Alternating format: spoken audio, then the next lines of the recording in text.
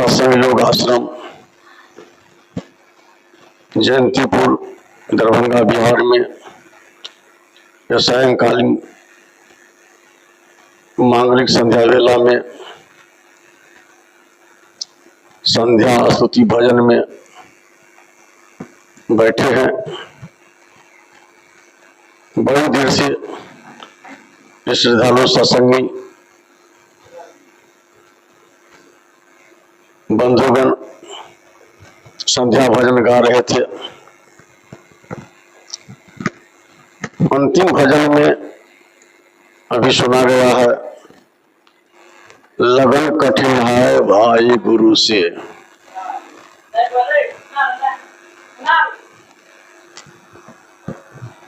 बहुत ही मार्मिक शब्द है और चिंतन का विषय है।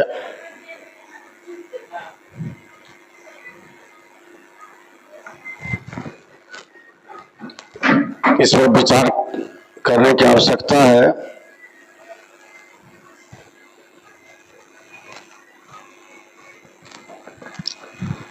गुरु से लगन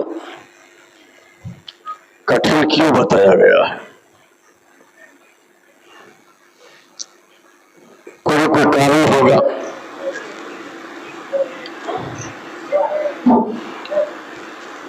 इस कारण पर विचार किया जाए।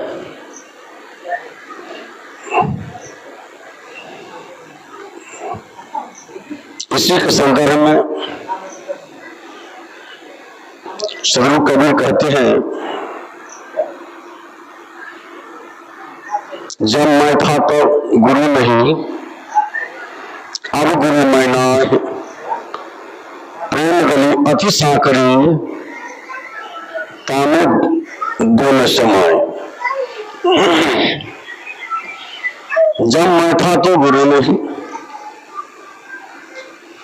बहुत लोगों को आश्चर्य लगता है, लेकिन विचार किया जाए, जब मैं था तब गुरु नहीं। यहां पर मैं से तात्पर्य है कि संसार के प्रति जो आसक्ति है, शरीर के प्रति जो आसक्ति है, परिवार के सदस्यों के प्रति जो लगाव है, इस सांसारिक भोग विलास धन ऐश्वर्य के प्रति जो लगाव आसक्ति है,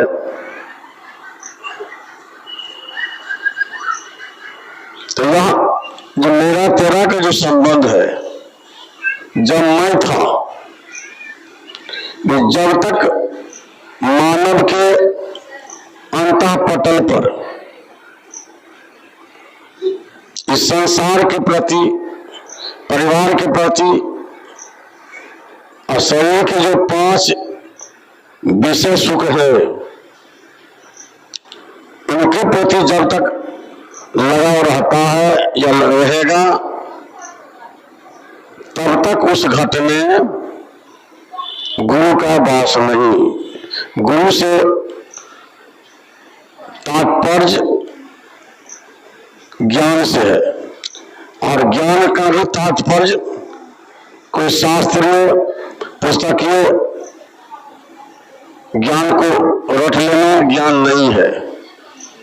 ज्ञान से तात्पर्य है अपने स्वरूप को जानना, अपनी आत्मा के बारे में जानकारी प्राप्त करना। मैं कौन हूं, कहां से आया हूं, कहां जाना है। हमेशा हम चिंताग्रस्त क्यों रहते हैं, टेंशन में क्यों रहते हैं, भयभीत क्यों रहते हैं, इस पर विचार करना। तो यही कारण है। साहब कहते जब मैं था तो गुरु नहीं। जब तक मानव के घट में आंतरिक पटल पर इस मन में संसार के प्रति, धन ऐश्वर्य के प्रति, पति पत्नी बेटा बेटी के प्रति जब तक मोह रहेगा, विषय सुख के प्रति लगाव रहेगा, यही सांकेतिक इशारा है मैं का। मैं से तात्पर्य ये अपने को शरीर समझ लेना और शारीरिक सुख में भोग विलास में मन को लगा देना।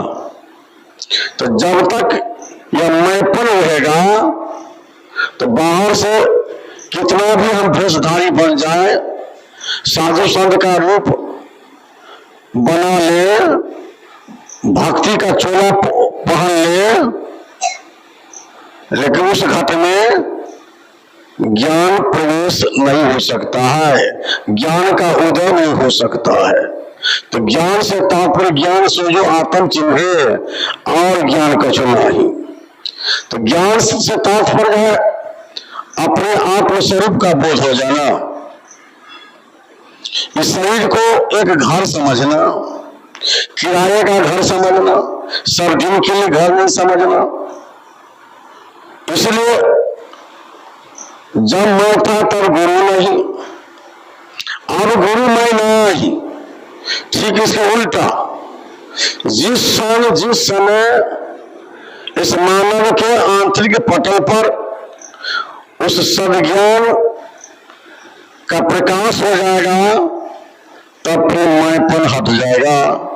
उदाहरण देखा जाए, अभी रात्रि की वेला है, प्रकाश का स्रोत जल रहा है, तो जितनी क्षमता है इस प्रकाश की स्रोत की, उतनी दूर तक अंधकार का प्रवेश नहीं है।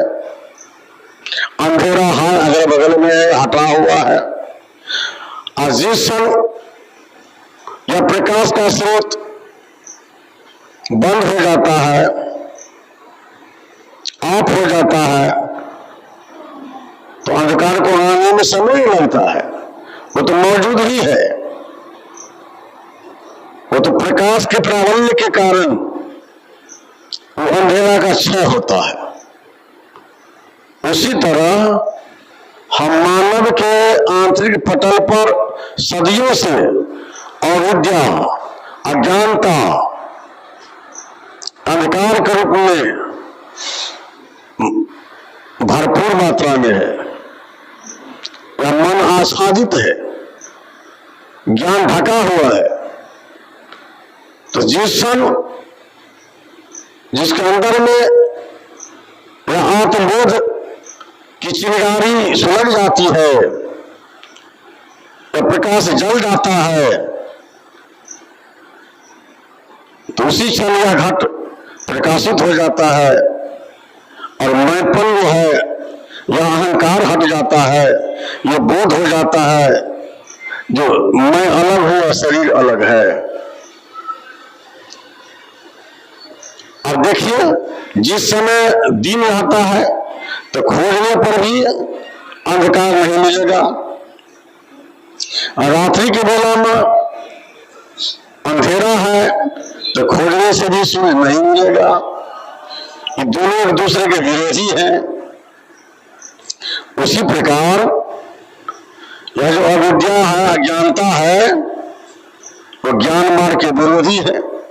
दोनों तत्व एक समय में एक जगह नहीं रह सकता है।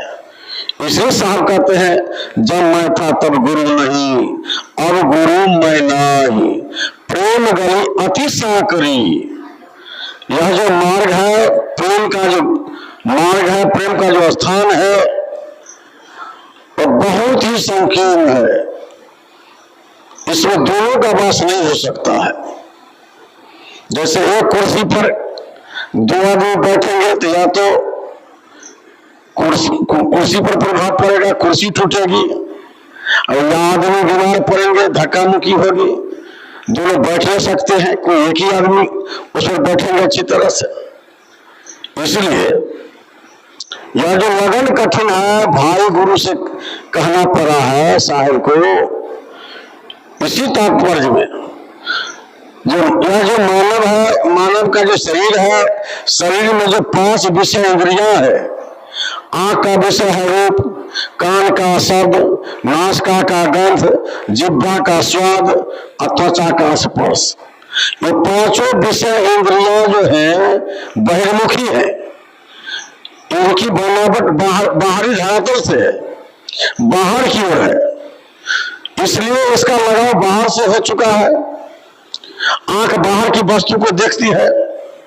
एक युवक सुंदर युवती को देखकर आकर्षित होता है, एक युवती सुंदर युवक को देखकर आकर्षित हो रही है, क्योंकि आंख का भोजन जो है, आंख का जो विषय है रूप है।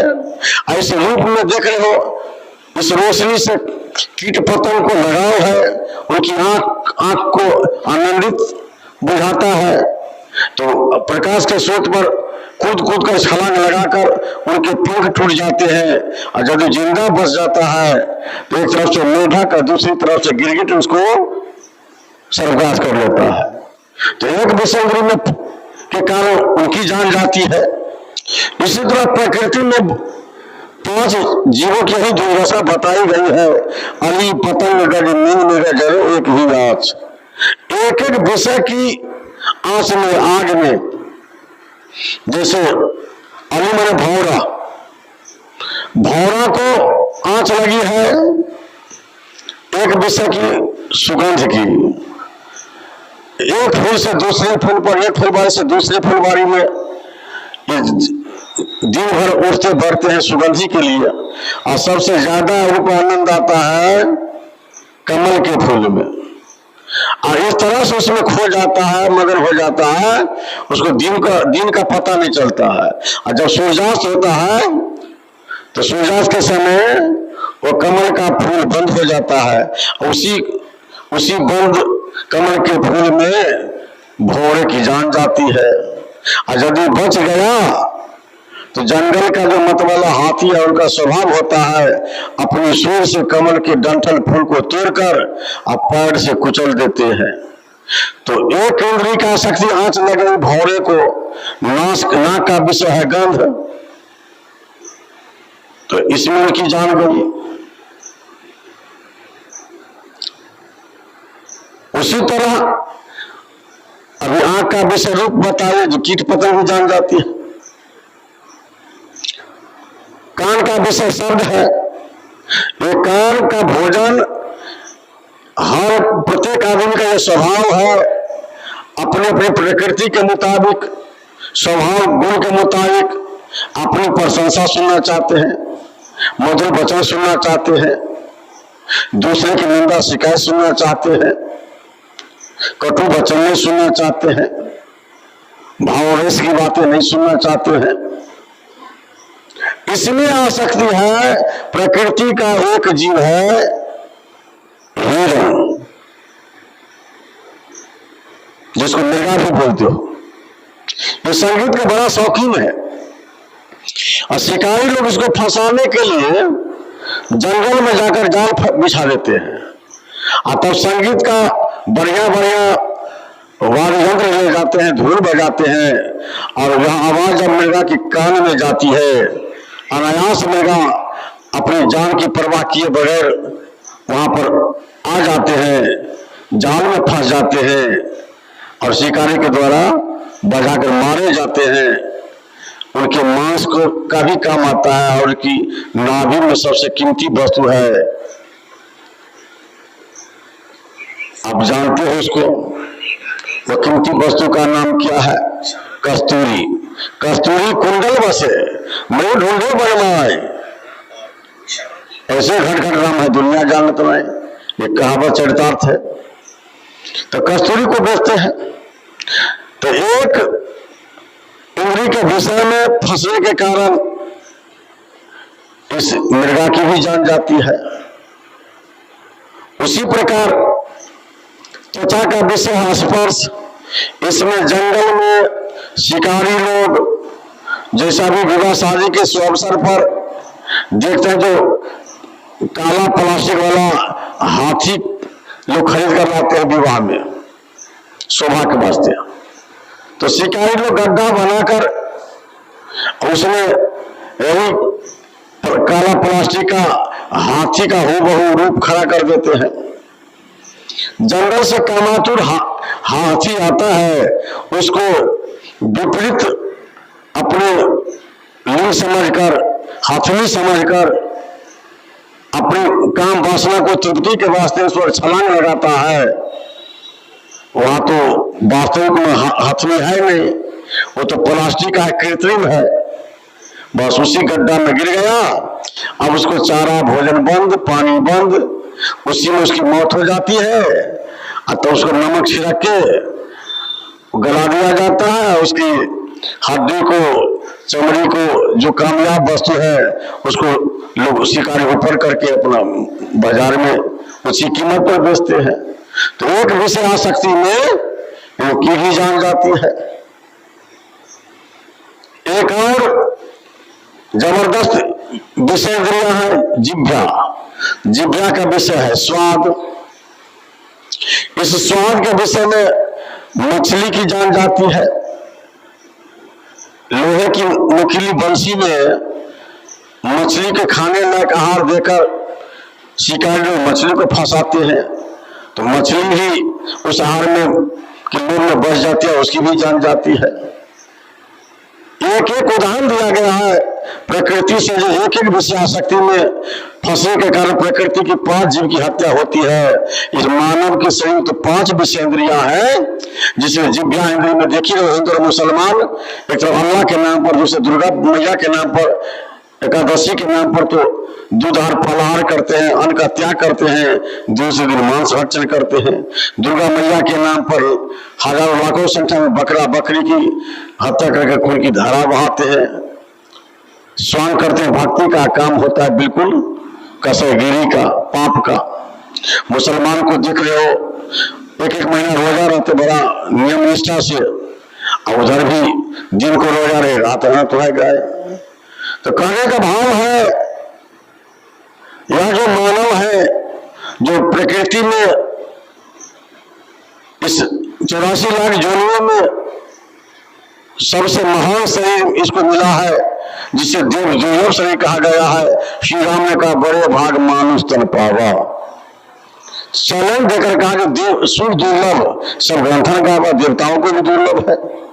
ऐसा देव दुर्लभ शरीर में आकर श्री राम ने कहा यह तन कर फल विषय न भाई, और स्वर्ग स्वल्प दुख पाई, नर्तन पाए विषय मन देही, आप पलट सुधाते 60 विषय में हूं।